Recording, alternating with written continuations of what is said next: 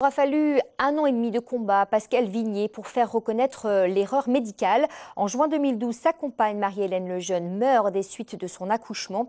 L'erreur médicale vient enfin d'être reconnue par l'Ordre des médecins. Jean Baudin et Jacques Garniche. Le docteur Capu a perdu de vue les exigences d'indépendance, de courage et de rigueur qui s'imposent en toutes circonstances à la profession médicale et ainsi manqué aux obligations déontologiques. La chambre disciplinaire de première instance de l'Ordre des médecins vient de rendre publique sa décision, un jugement et une condamnation sans équivoque.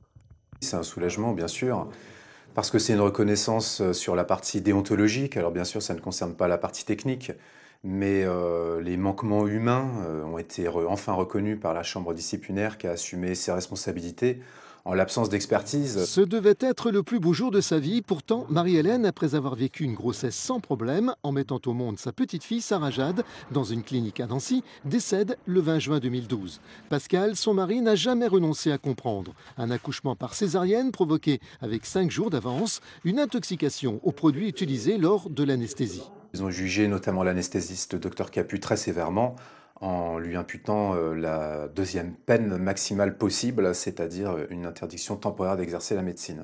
Le temps n'efface rien, simplement il faut continuer de lutter et de faire en sorte qu'on arrive à une reconnaissance de cette tragédie. Un jugement de la Chambre qui reconnaît certaines erreurs reste la procédure pénale. Aujourd'hui, la petite Sarah Jade, âgée de 1 an et demi, reste seule avec son papa.